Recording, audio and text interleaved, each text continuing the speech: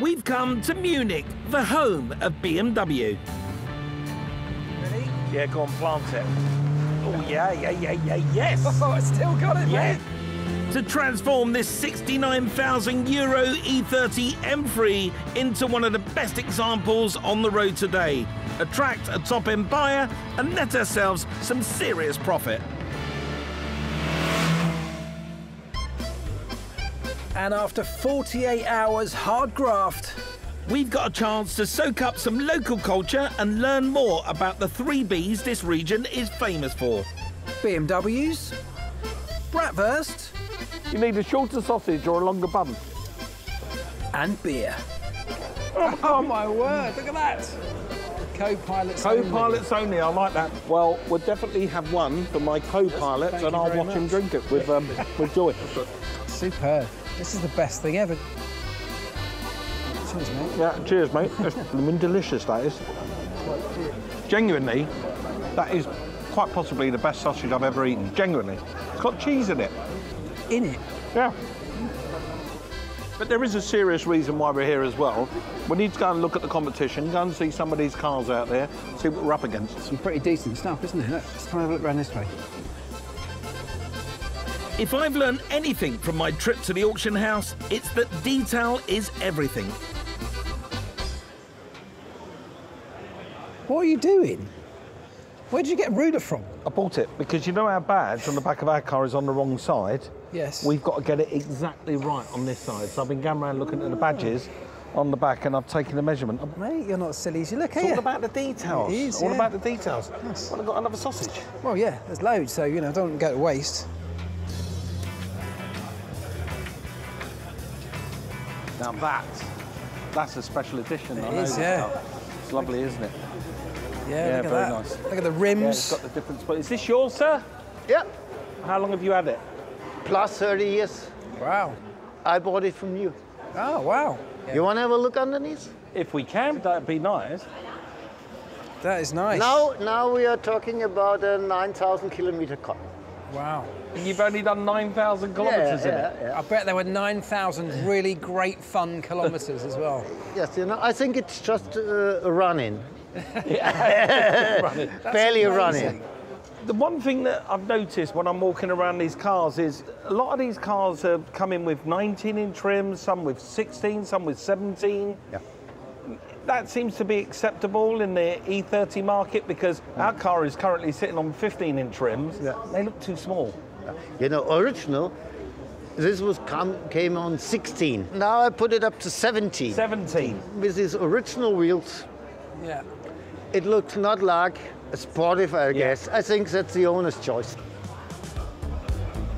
Our wheels need a refurb as it is, so I wonder if we could go the whole hog and do an upgrade. These are those 16-inch wheels that seem to be quite popular. It looks lovely. It gives it that sporty look, doesn't it? A new set of 16-inch rims won't be cheap, but it could increase desirability and add value to our car. Well, if there's one thing the Germans like more than a sausage, it is BMW M3s. And you can see that the level of professionalism they put into their cars, the way they're presented, the way they look. Me and Elvis have got a little weeny hill to climb to get ours to that level, but I think we're on the right track.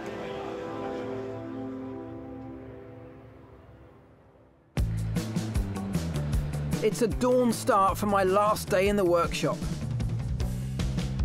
After spending time and almost €200 replacing the front discs and pads, I've now only got a few hours left to ensure everything's precision perfect under the bonnet. The engine in the E30 M3 is a great one. And it's actually made up of some brilliant bits. The cylinder head, interestingly, was actually the same one used on the M1 that Mike and I drove the other day. They basically just hacked off cylinders 5 and 6 to make it fit inside. This is a brilliant thing. However, you might be wondering, why on earth have I got to do anything to the engine given that it was only rebuilt entirely just a few thousand miles ago? And well, the answer to that is after any full engine rebuild, it's always worth doing some vital checks after a few thousand miles or kilometres to make sure that everything's bedding in correctly. And that's exactly what I'm going to do now, starting with the valve clearances.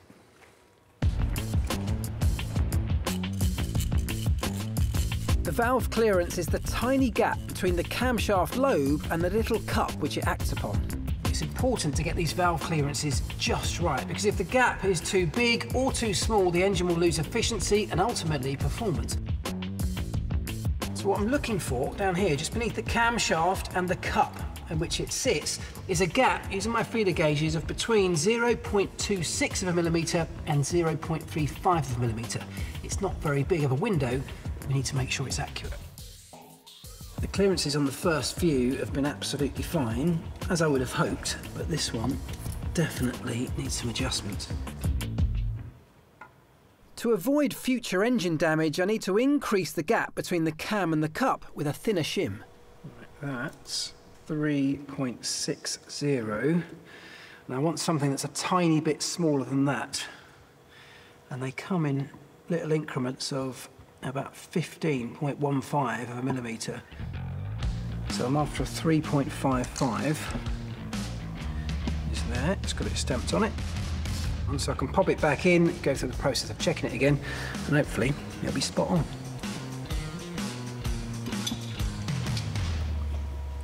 Perfect. With workshop time running out, Elvis needs to work fast to get our E30 engine back to a factory-fresh state, while I tackle the interior. Because no top-end buyer will pay our target price with a cigarette burn in the front seat. It's fantastic, isn't it? All the material is everywhere, isn't it?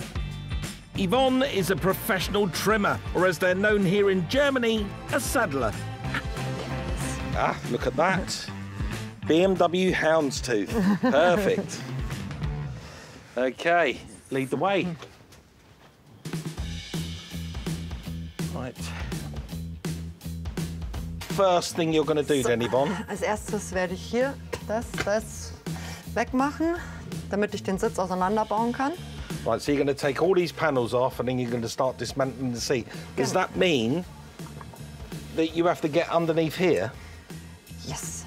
They're quite complicated, I will be honest with you, these seats. There's a lot of components to it, so yeah, let's get unbolting, unscrewing. What do you need? Okay. We're going to recover our burnt seat cushion in period correct fabric. Already I'm in trouble. I am, because it keeps screwing in. Keeping our M3 looking as original as possible. That is a big screw.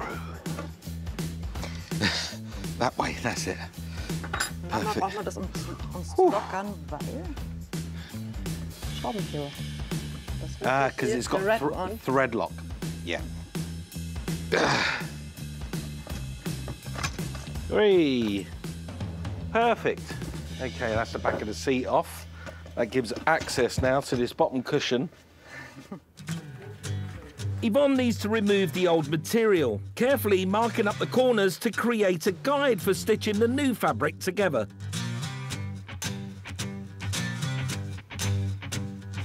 Yvonne has very kindly got this side bolster off for me. I've got a tailor's chalk, so I'm just going to trace around this piece so we know exactly where to make the cuts. And that is now ready for cutting. With all the fabric cut, Yvonne is recovering the bottom cushions with our new sections. But matching the colour of the new material to the old backrest is proving tricky. So now we've got the new fabric on this seat, we do end up with a bit of a problem because the back of the seat is a little bit grubby. It's not that bad, it's just a little bit grubby. I'm using this, it's a high pressure cyclonic cleaner, believe it or not. So air comes out, it twists as it comes out and it forces the soap into the cloth, and then basically you just blow it with air and it blows the dirt away.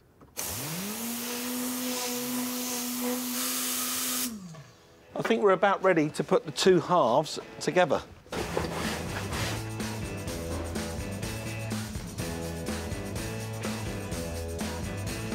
You don't have to watch me do it all by myself, you can't help. Yeah, that went in. That went in beautifully. Look at that, it's as good as new. And the best bit, it only set us back €500. Right, let's get this back to the workshop. Back in our car. Yes, auf Wiedersehen. Wiedersehen. Yeah, there you go.